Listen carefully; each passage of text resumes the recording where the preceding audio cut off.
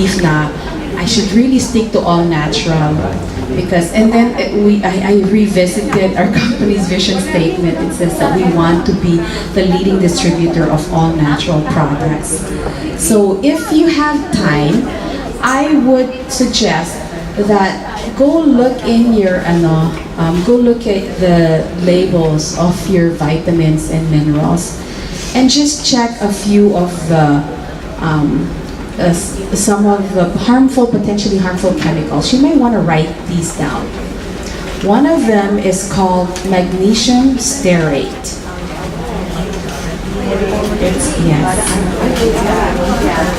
Magnesium stearate has really no reason why it should even be in our vitamins and minerals. There's only one purpose for it, and that is so that production is much faster. Kasi pag hindi nila nilagyan ng magnesium stearate, didikit po yung mga bitamina sa makinarya. So it will yes, a binder.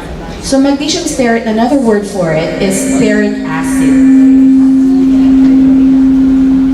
There's another one called titanium dioxide. Just the word itself scares the living daylights out of me. No? Titanium. Ano yan? Parang bombang sasabog. But they're there, you know? They're in the vitamins and minerals. Magnesium stearate or stearic acid, that's another term for it. We also have titanium dioxide. Another one is silica. Is he? What? Right here? Para may ilaw daw? Oh, how do I look now? May ilaw. Can you see me? Can you see me now? Okay, so did I say silica? Yes. Silica. Okay, who's familiar with silica? Who's seen silica before? You've seen it. They're everywhere. Yeah. It's just parang gray, no? In fact, pag nakalagay yun sa pouch, do not eat. But it's in our vitamins. Silica. Okay, another one is artificial colors. I mean, anything that's artificial. Okay, they're known to be cancerous. Hydrogenated oil.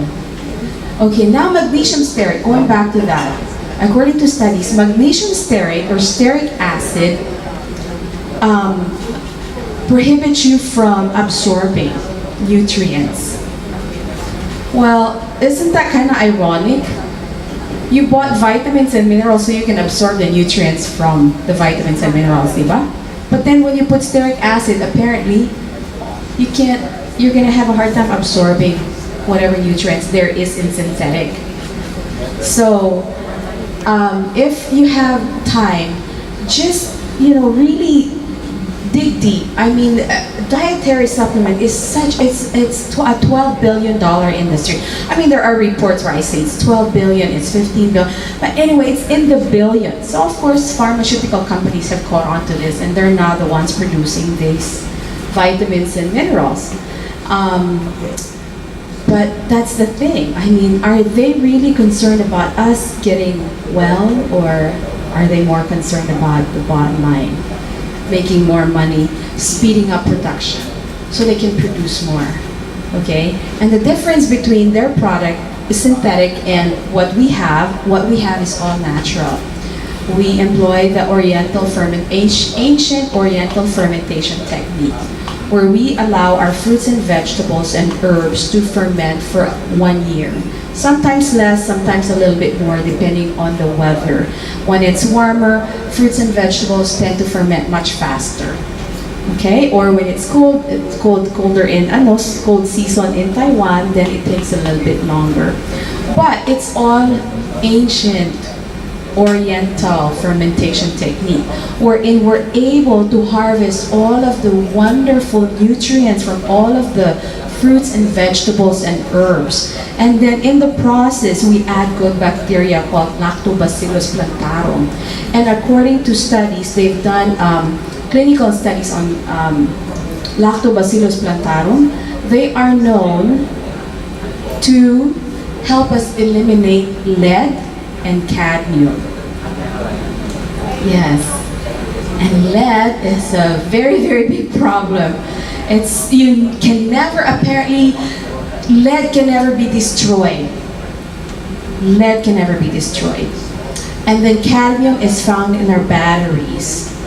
And now I mentioned battery, I just have to, a little bit side note lang. Yung mga nakakaalam na, no, don't raise your hand. But for those of you who haven't heard this before, how do you dispose of your batteries? Yung mga dead batteries ninyo, yung mga paso, throw it away. Where? Garbage. Di ba? Yes. Yeah. You see, we've never been educated. Okay, so medyo side note lang to, no? Of course, you know, lead batteries are very, you know, yung ingredients are very highly toxic yan. So if 1 million Filipinos lang, each one throwing one, whether that's alkaline, lithium, lead acid, whatever, what are we gonna leave to our future generation? You know, that gets back in the air, that gets back into our aquifer system, that gets back, you know, I mean, soil. So how they're supposed to be disposed, from what I know, is that you're supposed to take it to like any electronic shop. They're supposed to buy them back or take them back because the manufacturers are willing to recycle them so that they don't go back into the waste system natin. They should be separated from our waste system. Same with bumbilya, our bulbs, because some of them have mercury. And a little bit of mercury could be also very, you know, very toxic. So if every one of us will just keep dumping, I mean, what happens? Eh, diapers na lang ng baby, they keep piling up na. Wala na tayong mapaglagyan ng mga dirty diapers, di ba? So now add to it all of these batteries and bumbilya. So, I mean, I would highly suggest, if you have not found like an electronic store, tell me if it's here na, ha? I'm just babbling away here. I hope you don't mind, huh? I'm giving you some tips and while we're waiting for Dr. Dizon. I know you're gonna find this very, very informative. So where am I? So if you cannot find a store that is willing to take back your batteries, I would suggest call City Hall. You know, call your public servant, your whoever dito ba is the governor, and maybe call the mayor. Maybe when there's a whole bunch of us making these phone calls, maybe they'll start to think, hey, you're onto something here. Because I had read an article written by somebody who's with the Greenpeace movement. According to this article, he researched and found these lead acid recycling companies in the first world countries like Japan, UK, Canada, and US. They're closing down. This was in the 90s. They're closing down. Kasi yung environmental cost to run their business in those countries masyadong mataas. Kasi syempre pahigpit na nagpahigpit eh, no? There's more laws that's being passed and then there's more fees that's being added. So they can no longer run their recycling company na they can still earn money. So they shut them down, and guess where they came? There's a hint. Came to the Philippines. Yes, with their lead acid batteries. They're very hospitable. Yes! We welcome all and the garbages too. The basuras. I mean, I make light of it, but it's such a serious matter. Especially as I read through the thing. We are not highly I mean, if we do have regulation, they're not enforced, okay? So now he traced one of the recycling companies to Marilao, Bulacan. And he had the rice fields tested. They show positive for lead. And then the citizens of yung mga nakatira doon sa recycling company, they called UPLB to have their bloodstream tested for lead, very high content level. That's even in their scalp and found in their hair strands.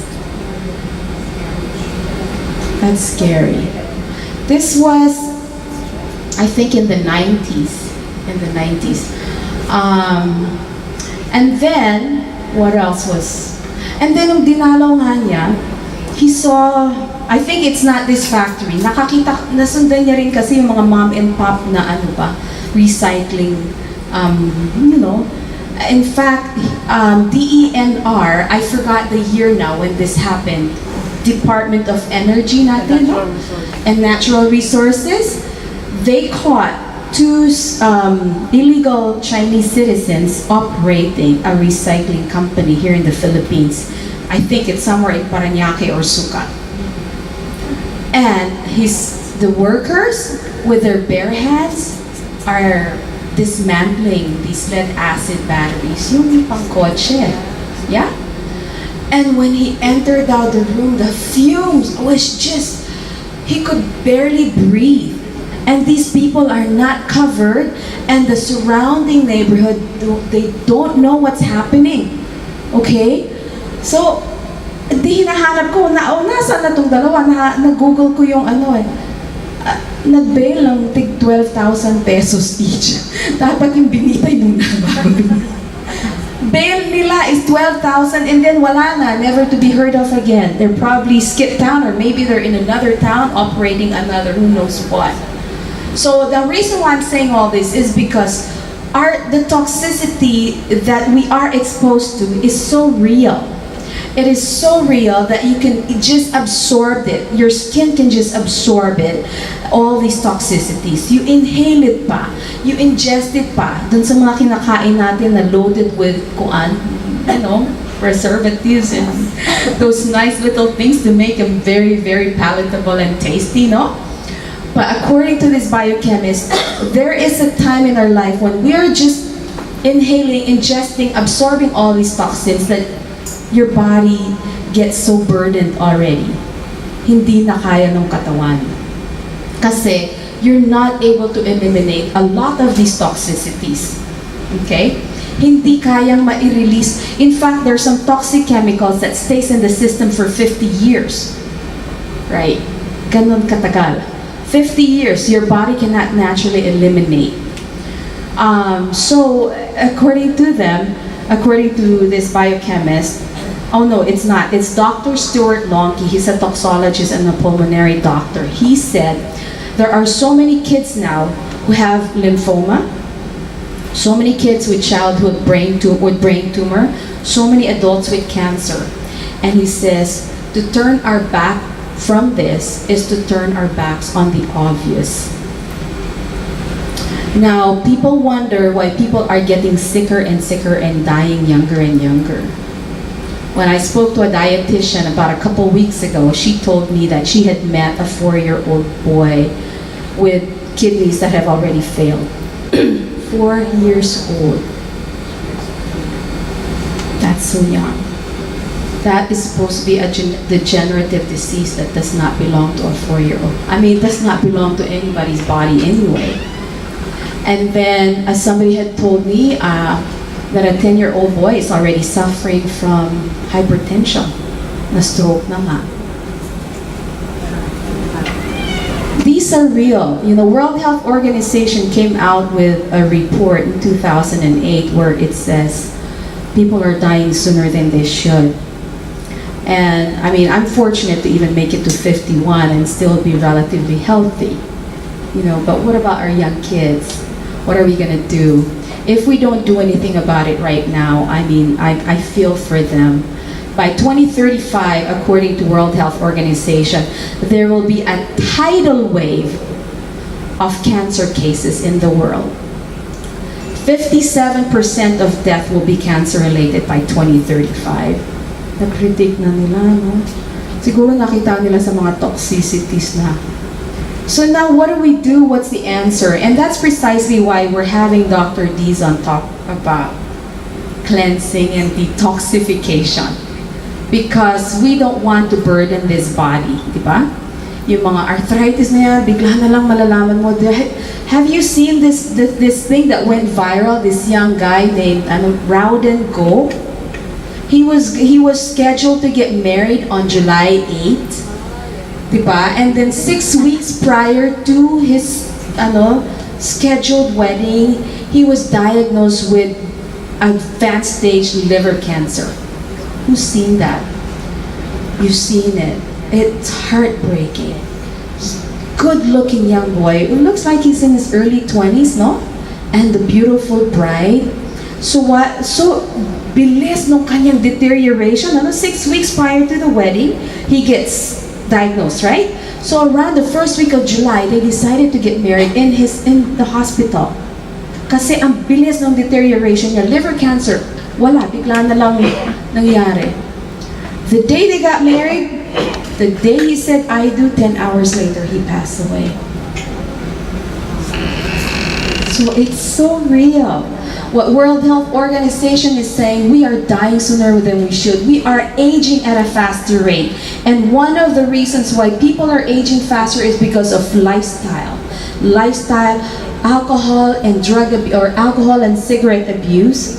Another one is because of our inactivity. I remember growing up playing patintero with my kapitbahay. That was my, kayo po no, mommy? You went out and played. When there's full moon, you go out and play with your playmates. Now they're like, what is that, mom?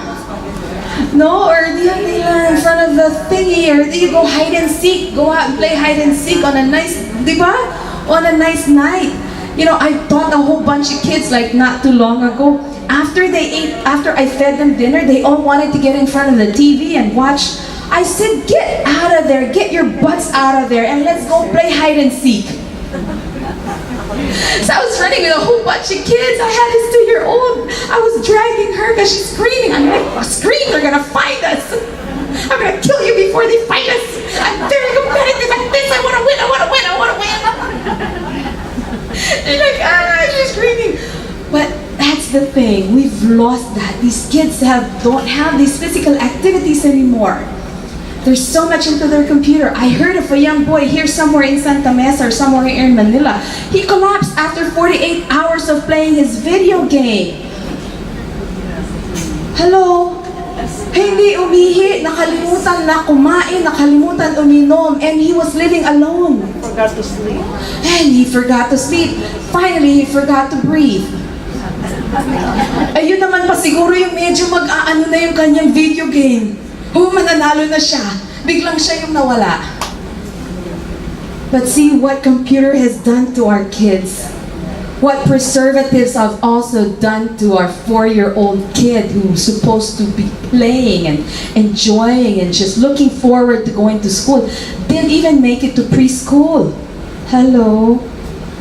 And then sometimes I would give these talks and then a teacher will come to me and say, you know what? What you just said makes sense because I have some students who have to go home right after lunch because they have a stomach ache. And then you ask them what they ate. I don't want to step on people's toes. Hot dog. Because it's the easiest thing to prepare and it's the most flavorful, and kids won't eat veggies, they won't eat fruit, they just want to eat everything that's loaded with all the yummy stuff that I also ate. So this is happening. The lifestyle has changed. The proliferation of all of these, fast foods. Talaga, everything is fast now in our busy lifestyle. That's what we can give our kids. But unbeknownst to us, we are poisoning our children. And then topic pa with what is supposed to be a dietary supplement for our health. Oh, once you see what's in your vitamins, you may not want to touch them anymore. Yes, and that's just konti pa lang yan. Once you find out the ingredients, may nakita akong formaldehyde. May nakita akong cyanide. May nakita akong acetone. Yes! Nakakaputi nga eh, ng skin. Yes. It's scary, but I really would advise you have to know how to read your labels. You have to know what's in the thing that you're putting in your mouth. Okay? But what we have, I'm gonna go into it if you don't mind. Okay? For those who have not heard about our product, I've already mentioned that we employ a 1-year fermentation technique, 150 fruits and vegetables, okay, with Lactobacillus plantarum. It's made in Taiwan. Now, Taiwan is not China, but China wants to think that Taiwan is China. But Taiwan says, we're Taiwanese, we're no Chinese. Okay? So it's made in Taiwan. They used to manufacture mainly for Japan. Because Japan is a country that came out with this wonderful enzyme product. And that's why they eat raw food, because enzymes is found in everything that's raw. It could be raw meat, it could be raw whatever, raw fish. Everything raw is loaded with enzymes. Because enzymes are very good for your digestion. It digests itself. Parang yung saging, if you leave the saging here for a week, mangingitim na siya, di ba? As long as hindi luto, mabubulok na siya kasi the enzymes are still working. Okay? So there you see the difference between cooked and uncooked. When you cook, then you've denatured the enzymes. You really don't kill the enzymes. It's just denature is the right word used. So that's why, according to studies, our diet should consist of 80% raw food.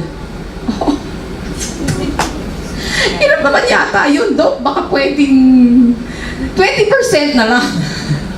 It's really hard to eat raw food. You know, I love my mother-in-law. When I first got married into the family, she was giving me all this raw food. I'm like, Mother, why? I call her Mom. She said, it's good for you. Now that I reached 50, I'm like, yeah, she's right. I told her that. I said, Mom, thank you very much for teaching us all this. Because she eats raw food, breakfast, lunch, and dinner.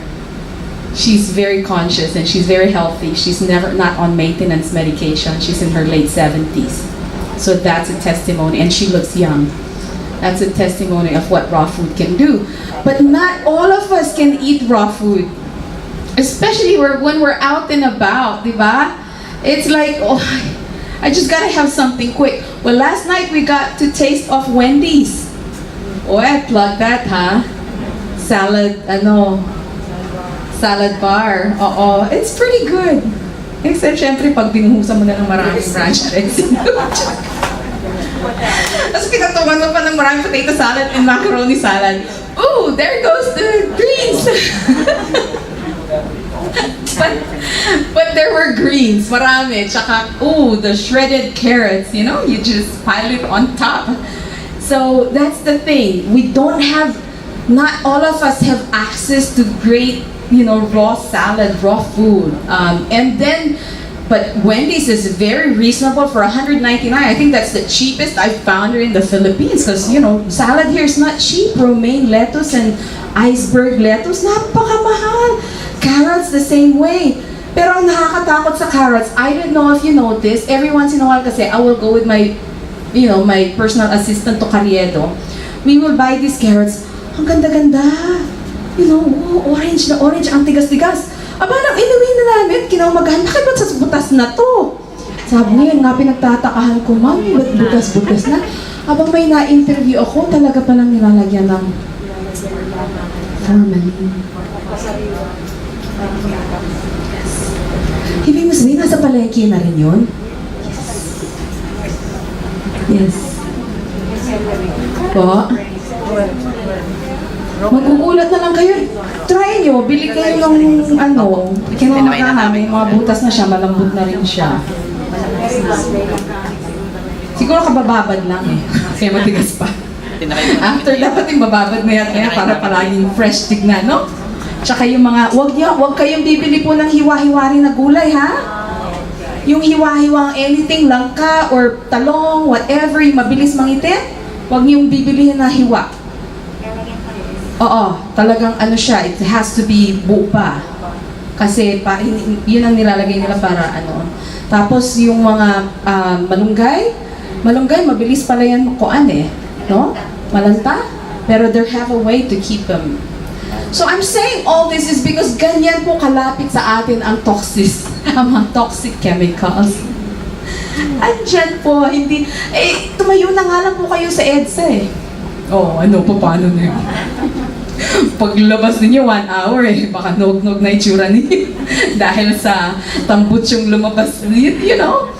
And in fact, according to Environmental Protection Agency, they have tested 2,500 Americans for toxicity in their bloodstream. All of them showed high levels of toxicity in their bloodstream. If America, a country that's highly regulated yung kanilang tayo. Patayin yung ilaw kung hindi mag-radiate tayo lahat dito kaya. Parang mga aliens. Di ba? I mean, think about it. I mean, am I making sense? Di ba? I'm making light of this, but you know what? It's serious. And then Red Cross tested the umbilical cords of newborn babies. You ready for this? All of them tested for about more than 200 chemicals in their umbilical cord. And 70% are highly carcinogenic.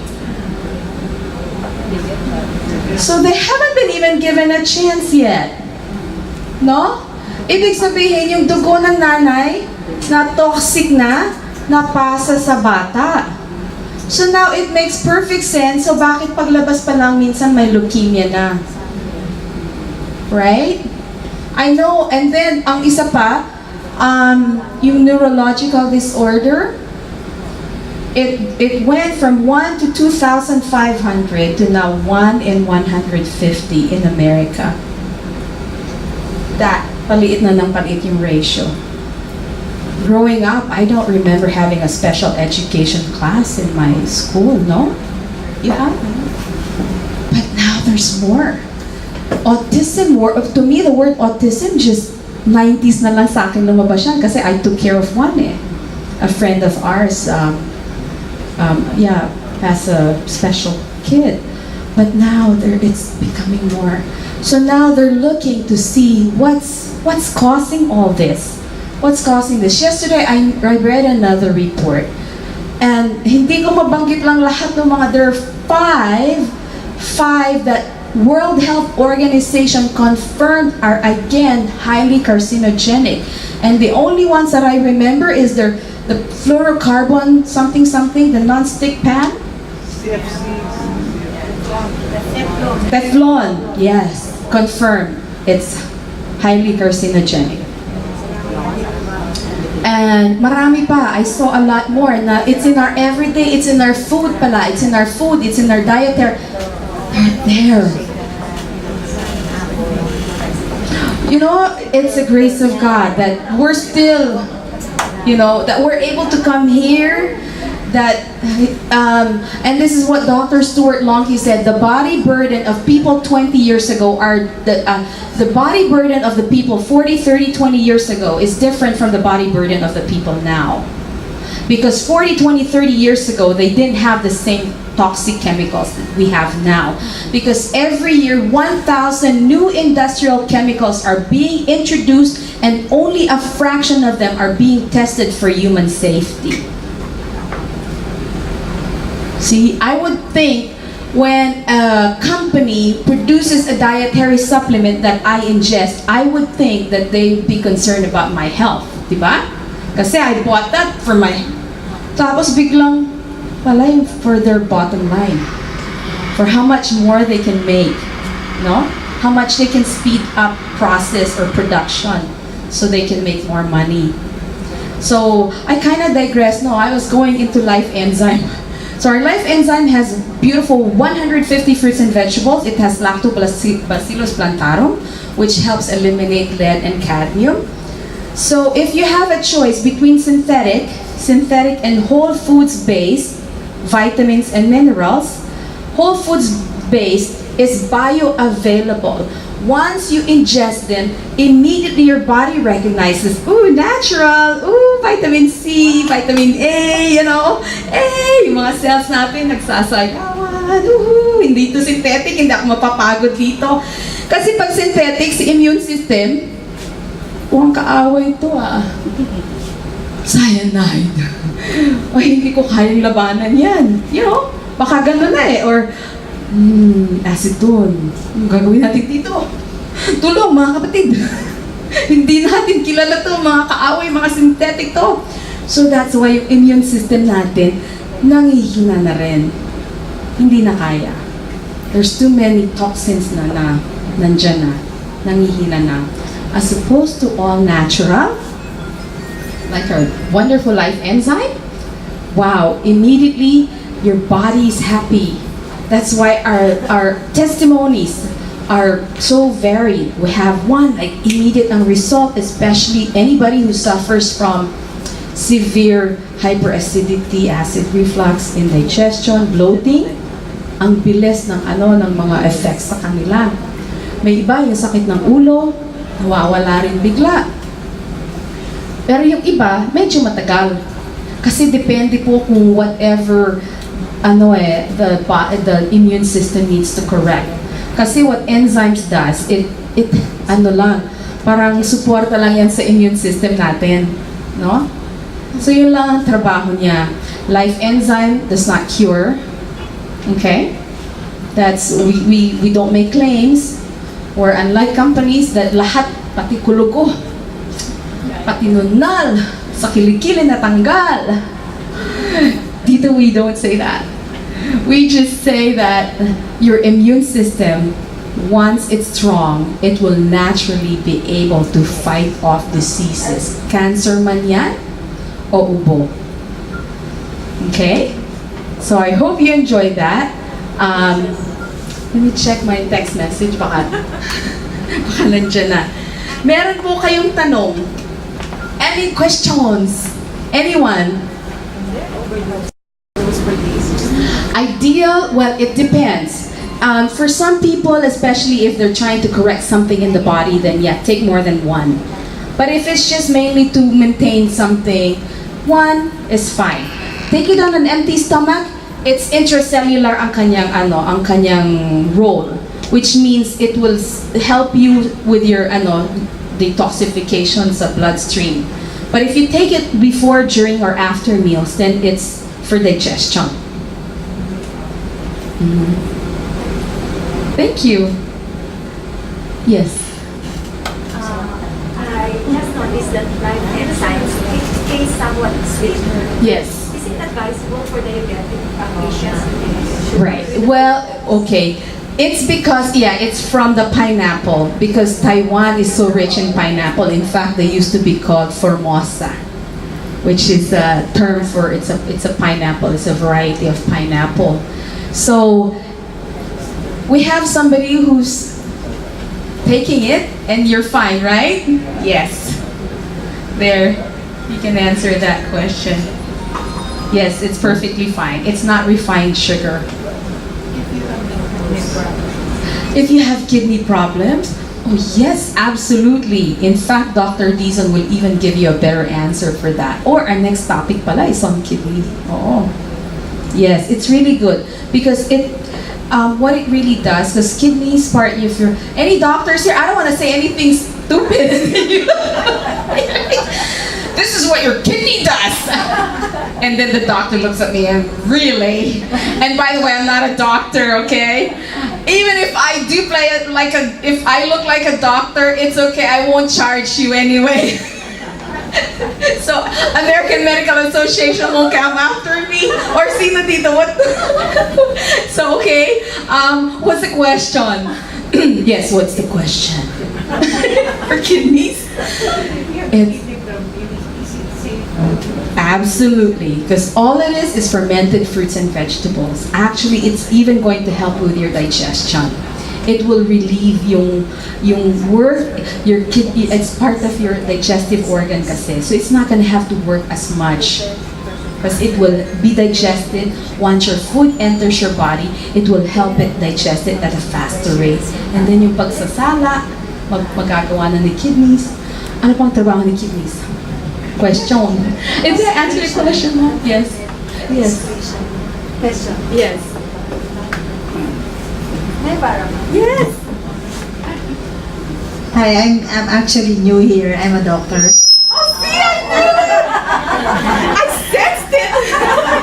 Anyway, I really love this talk you were given. I was invited by Miss Edgy Olalo. Anyway, ma'am, I have a question. Number one, how does these enzymes work in your digestion?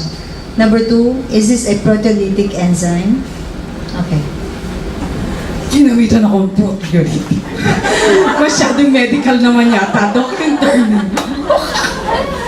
Yes, it is. It is. When you say proteolytic, it is a protein-based enzyme, and it does help break In fact, it has all of the wonderful enzymes like amylase and lipase for fat or essential fats, and protein for protease for protein.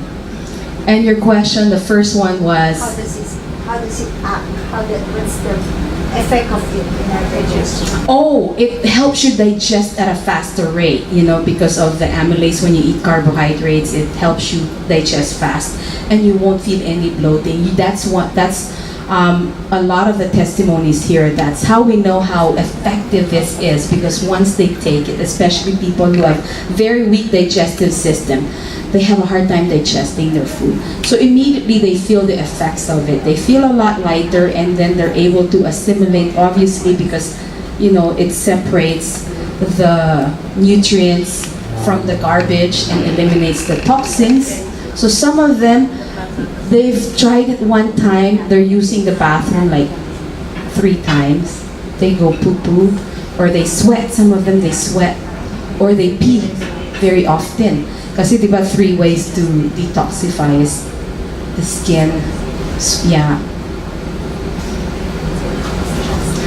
Okay. Finally, I'm sure you're happy that the doctor is here, the true doctor is here. I just play one on TV. Well, thank you very much. I appreciate You're welcome. You're welcome. Ako pala yung first act. And now, ladies and gentlemen, is he ready?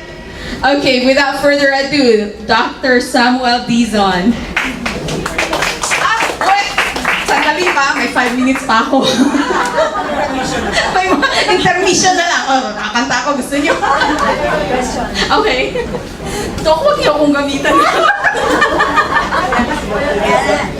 I think you should know your product more. Yeah.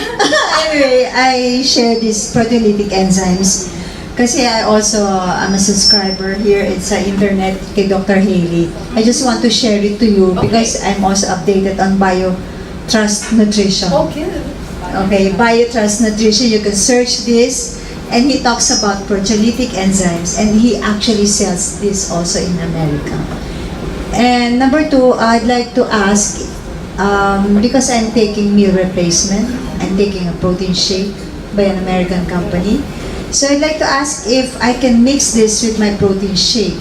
As telling Edgy, wag na tayong kumain. Kung may paano tayong kumain ng buffet, stop it. Edgy, I'm gonna give you that shake with enzymes. Yes, you may, for as long as you're, it's not hot. It can be mixed, yes. Cold, yes, you can. You can mix it or take it separately. As long as it's not hot, okay? Because then you kill the enzymes. Thank you po, Doc. Okay, guys, a big round of applause. Hello, sorry po for coming late.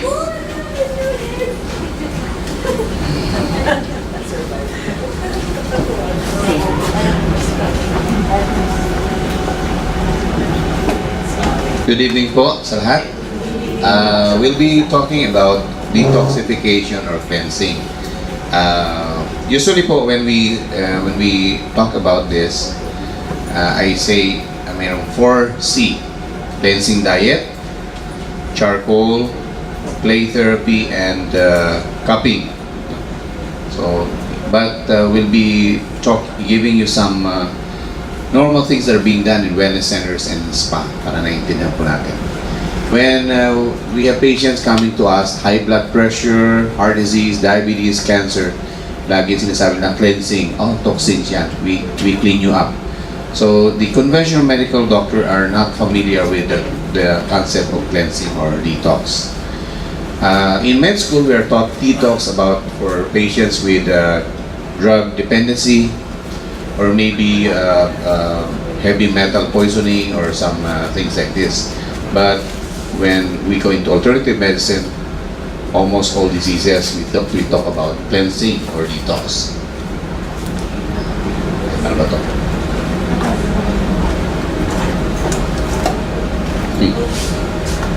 Ayaw. Okay. Cleansing is the process wherein the body's ability to eliminate, excrete. Ano ba yun?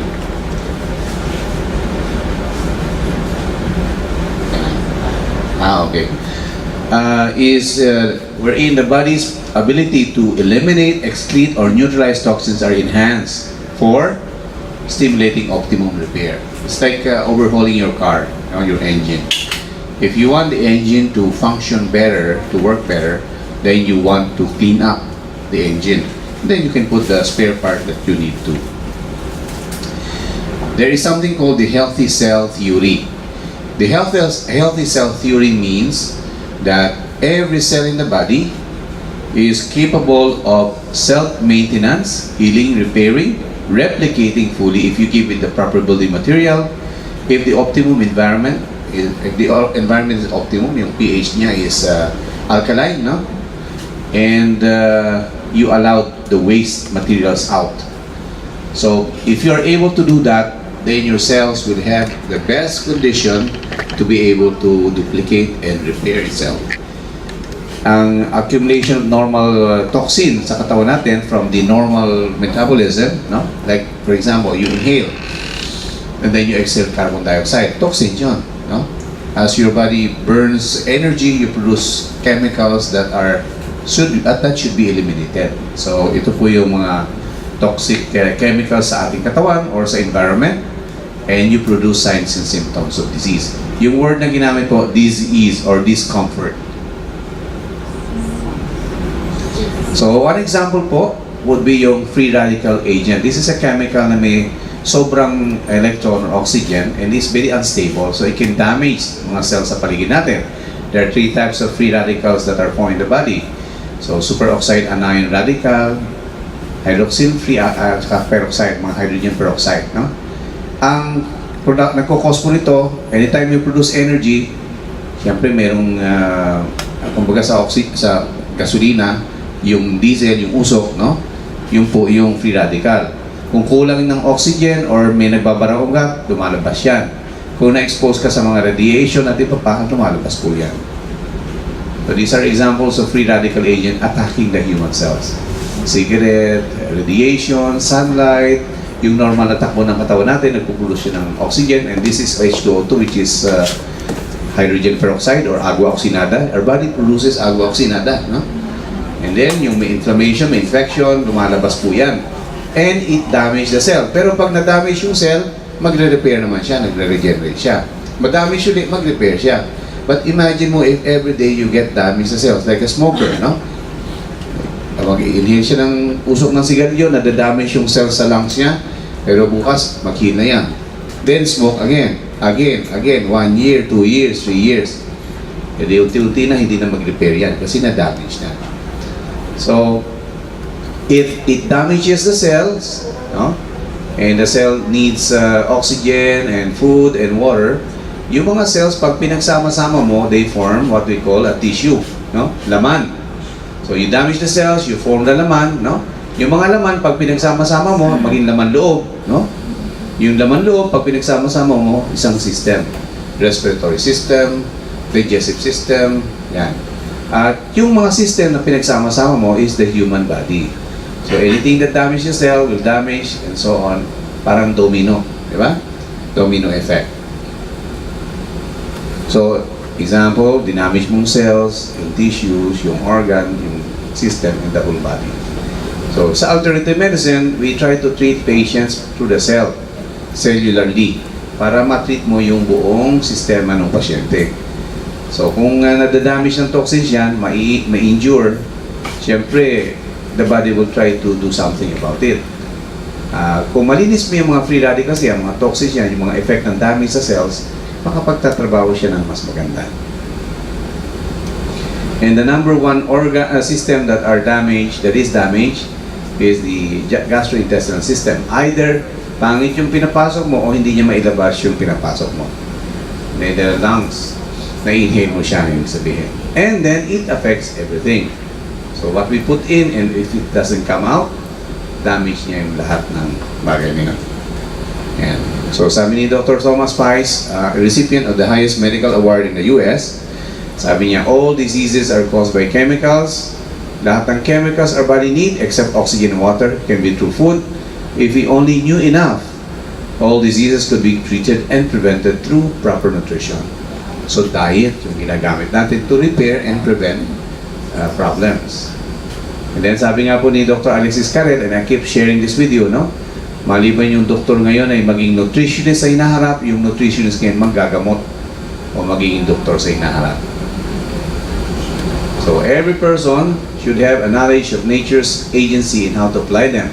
It's essential to know the principle, yung theory, and the practical training that will enable one rightly to use this knowledge. Kailangan alam mo yung principle, yung theory, on how to treat the sick, and how to have a practical training. Notice, hindi sinabing doktor lang, every person. Huh? Kasi if it's just a doctor, yeah, it's his job. No? Pero halimbawa may kotse ka, you have a car, you should know at least some basic maintenance skill. Para hindi ka laging lulukuhin ng mechanic. No? Now, not everybody has a car, but everybody has a body. So it only makes sense that we should understand how to take good care of this body that God gave us. So dapat alam mo yung theory, bakit ba nagkakasakit? No? At saka ano yung pwede mong gawin that can help you fight or prevent illness. Now, when you use natural things and it's God's will, you may have supernatural results. So we would have patients that have been told they only have few days, few weeks, few months to live. Siyempre, kailangan muna ng God's intervention doon. When they come to you and it seems as if it's a hopeless thing, then you're gonna need help. And you'd be surprised, God uses simple things. Huh? Simple remedies, simple things. It is fascinating. I remember one patient we had recently that tumawag sa akin yung in charge sa Bacolod. One patient in 2010 was supposed to undergo dialysis. Taas ng creatinine, taas ng sugar and everything, and so they told him, we need to do dialysis. Ayaw. Patient refused. And then he decided to discharge himself home against medical advice. Pinapirma siya, he signed, because they told him, if you get out of this hospital, you'll die. Well, he went out, came to us, we told him what to do, they did treatment, and that was 2000. And until now, the patient is not doing dialysis, he said, okay. What did we do? Cleansing, detox. If your kidneys are not able to eliminate toxins, detox. No? Yun ang forte ng alternative medicine. How to clean up your system. And then, you get a miracle. Kasi sabi, magda-dialysis na or you'll die if you don't. Di ba miracle yun? That the patient has been told that's it and is still alive today. No? My wife was telling me about someone telling her from Cabanatuan with stage 4 kidney cancer. And that was, 6 years ago. I don't even remember the patient anymore. So there are many types of cleansing. Cleansing diet, fasting. You want to shrink a tumor, you go to fast.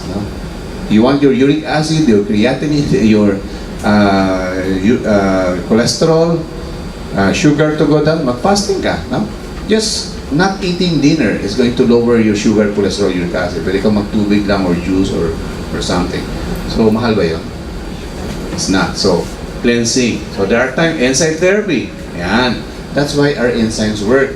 When you give enzymes dissolve all those yucky stuff, no? If you have proteolytic enzyme, these are enzymes that dissolve protein. Siyempre, you've got your uric acid, you've got your bukol, you've got your mass, you've got your bara. No? Bara-bara sa ugat. Protein ang tutunaw doon. No? Kung fats naman, di kailangan mo pa rin ng enzyme, mga lipase to dissolve the fats. Kung di ba, it's like, may sebo doon sa plato mo. Para maalis yung sebo, binabanlian natin or we use joy. No? Pero kung may sebo yung puso mo, are you gonna drink joy? Joy, deep, deep down in your heart. You know the song? Enzymes. Kuha ka ng kalamansi, you can dissolve that fat there. No? So God placed enzymes so that if we got blockage somewhere else, nandun yun. Not only the fiber is cleaning up so many things, but also enzymes. So it's a type of cleansing. Bioflavonoids, these are your pycnogenol, your resveratrol, your grapeseed extract, pine bark extract, supplements. There are vitamins, vitamins pala, may vitamin C, mayroong ascorbic acid flush, no? Minerals, may mga minerals that help you clear out. Sodium, no? Asin. You put 2 liters of water, or you add 20 ml of salt, and maybe 20 calamansi, and you drink that in 15 minutes, mamaya, dudumi ka na. Cleansing yun. We call it, it will remove all the yucky stuff sa bitukan natin, no? So, herbal therapy, there are herbs that can clean up sa pupo, no? Bowel movement. It can clear up the kidneys. It can clean up your blood. So, may mga blood purifier na tinatawag. And then, physical detox therapy. Yun yung ginagamit sa mga wellness centers and spa. So, ang purpose ito, to clean the blood. A clean blood will have better a chance of healing. No? So, sabi dito, medyo malabo, the cause of almost all cancer diseases are improper diet and improper lifestyle. Ang effect nito is a toxic environment. So, treatment should be una, lifestyle modification so that you don't add injury or problems. Then, clean up what has been there, and instead of taking medications, modify your lifestyle. Diba? Baguhin mo yung pinagsimulan ng problem. Instead na mag-inom ka na ng gamot. Kaya ba tayo may high blood? Kasi kailangan ng katawan natin ng catapres, no? Kaya ka ba nagka-cancer? Kasi kailangan ng katawan mo ng chemotherapy? Did you get cancer because your body lacked chemotherapy? That is, it is funny to think about it, but that's how they do it, no? So, lifestyle modification. So, we had something called New Start. Maybe we'll lecture one of these days, no? Basic of health. So, why do we need cleansing diet? If you eat something, it takes you 2 days, 3 days bago mag-move ng bowel, nabubulok po yun sa loob. So, it's reabsorbed in the body, and then you have all sorts of problems. So, kailangan mabilis po yung pasok ng pagkain, mabilis din yung labas. Okay. At the same time, mabilis din yung absorption. Kasi baka mamaya, kung matagal siya sa bituka mo, napubulok-bulok siya, mainit yung bituka natin, madilim, maraming mikrobyo. So, at mainit siya, so parang incubator siya. So, maglagay ka ng pagkain mo na sa isang lugar na mamasa-masa, mainit, maraming mikrobyo, mga ilang oras lang yon, bulok na yon, panis na siya. No? Then, you have to conserve vital energy and enzyme. Meron tayong time that we eat something and we feel sleepy kasi nagtatrabaho yung bituka natin. But if the food is hard to digest, no? Masyadong maraming sebo, masyadong sticky, and it's using up so much energy. So, nagkakaroon po ng problem when nagtatrabaho ng masyado and then hindi mo ma-eliminate kasi nagdikit-dikit sa bituka natin. And then, it cleanses the blood and the system of impurities and develop willpower and spirituality. Ginagamit po natin ang cleansing diet sa cancer hindi lamang para to clean up the system but to strengthen their mind. No? A strong mind, strong willpower, it can fight. Pag sinabi ng will, mamamatay na ako kasi napagtapos ko na kayo sa pag-aaral, I can now go, anyway, matanda na ako, etc. Ang bilis po nun, no? But if the mind decides, no, I am going to fight, I can do all things through Christ which strengthens me. And then ginagawa mo yung physical aspect, ay you will really get good results, no? And of course, spirituality, kasi syempre, mamamatay na siya, kailangan mag-pray na siya, no? Okay. So, when the body is alerting us to unhealthy condition, yun po yung mga sintomas. Nagtaas yung BP kasi masyadong stress out, walang exercise, makolesterol masyadong pagkain, too salty food. Nagsasakit yung mga joints kasi napaparami yung kain niya ng high in protein, uric acid. Nagkakaroon ng lagnat kasi bumagsak yung immune system niya, ito na yung mikrobyo. Inuubo kasi napuyat, mainam, matamis o malamig. No? So, when you have those symptoms, sinasabi ng katawan mo, may problema. So, it's not just na, may lagnat, patayin mo yung lagnat, boom. No? May high blood, pababain mo BP. Masakit ang ulo, bigyan mo na ng pain reliever. Is your body trying to tell you something? Listen. No? Listen. Okay. And then, try to clean up. So,